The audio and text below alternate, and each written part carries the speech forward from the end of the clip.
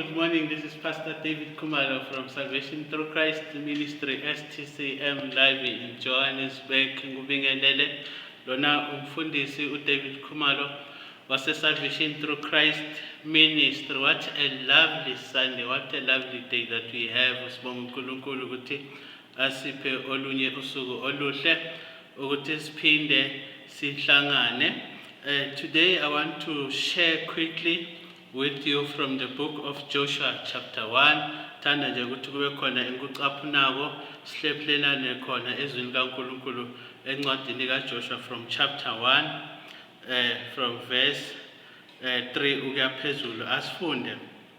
As I told Moses, I have given you and all my people the entire land that you will be marching over.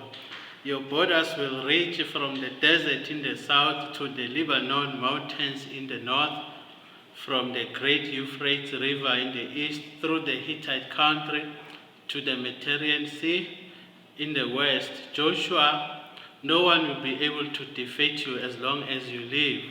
I will be with you as I was with Moses. I will always be with you, and I will never abandon you.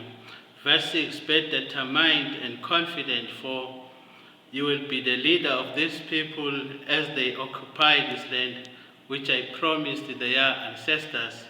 Just be determined to be confident and make sure that you obey the whole law that my servant Moses gave you. Do not neglect any part of it, and you will succeed.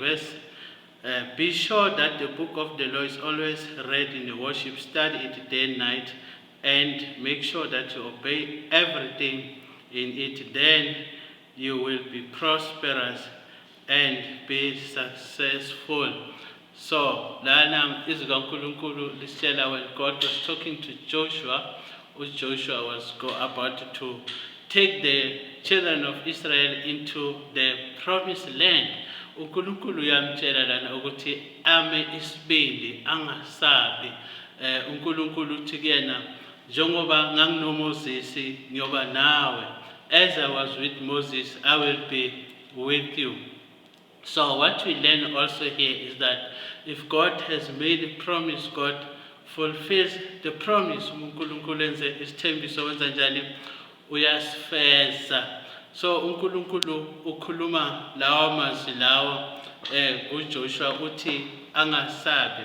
So into amxwayisa ngayo kakhulu uNkulunkulu uthi encwadini yakhe, le ncwadi leyo mthetho ayakusuka endebeni zomlomo wakho, uyakuzindla ngayo imini nobusuku. This book of the law shall not depart out of your mouth. Thou shalt meditate therein day and night. So into engithanda ukuthi sigxile kuyo kakhulu namhlanje is to meditate therein, in the book of the law. Ukuze wenze njani uphumelele kumele uzindle ngani ngezwi kaNkulunkulu. As we know that in the beginning there was a word, and the word was with God, and the word was God. Meaning when you meditate therein in the word of God, you are meditating in God. Uzindla bani ngoNkulunkulu. Ungazindli ngeenkinga zakho, ungazindli ngokuhluleka kwakho, ungazindli ngani ngezitha zakho. Do not meditate in your enemies, in your failures, but you must meditate in God, because God is your covering, God is your success, God is your prosperity. uNkulunkulu ungunqoba kwakho, unguphumelela kwakho. So mawuzindla ngaye, ngamanye amagama uzindla ngani ngokuphumelela kwakho, uzindla ngani ngokunqoba kwakho. So uNkulunkulu la uyamthiphisa la uJoshua ukuthi yini into ekumele azindle ngayo. Yebo, endleleni kukhona inselelo ezizovela, kepha ukuze uJoshua anqobe kumele enze njani?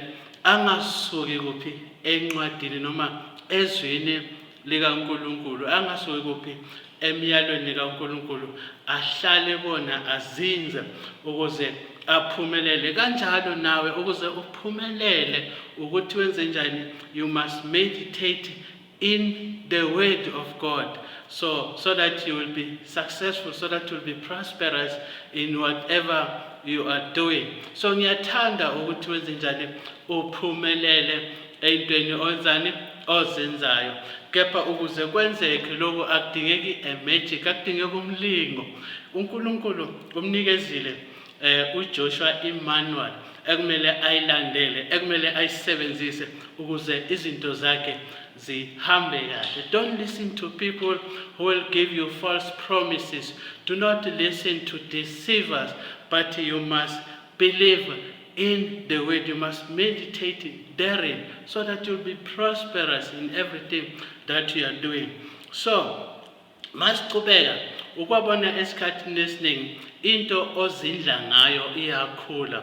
Uma uzindla ngenkinga zakho ziyakhula. Uma uzindla ngokuhluleka kwakho kuyakhula. Uma uzindla ngesimo okusona siyakhula.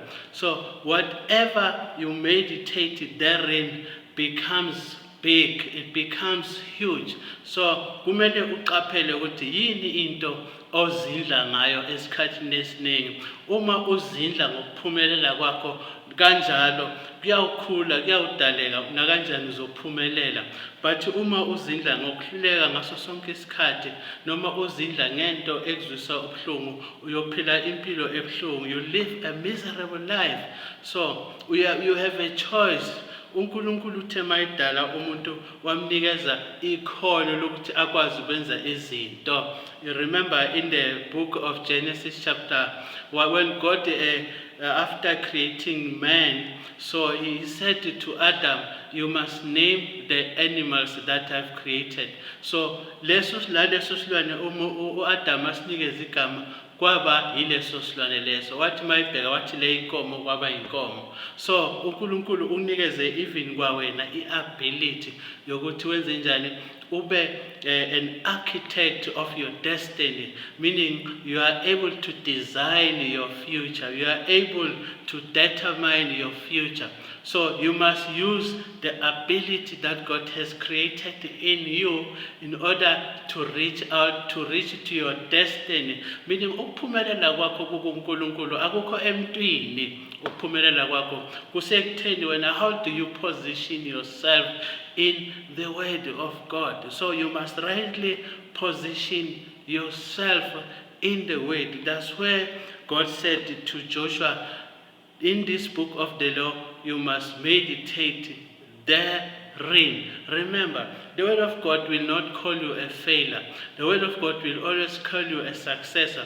The word of God will always say to you, you are more than a conqueror. The word of God will always say that you can do anything through Christ who strengthens you. It will never call you a failure. So we must be careful what do we meditate therein. Sizindla kuphi. Bonge kakhulu loyo bekumfundisi David Khumalo wase Salvation Through Christ Ministry STCM. That was Pastor David Khumalo from Salvation Through Christ STCM in South Africa, live in Johannesburg. Thank you so much. We'll meet again. I'll bring you some more teachings that are more details. Thank you so much. I love you. Uyangithanda umfundisi Khumalo.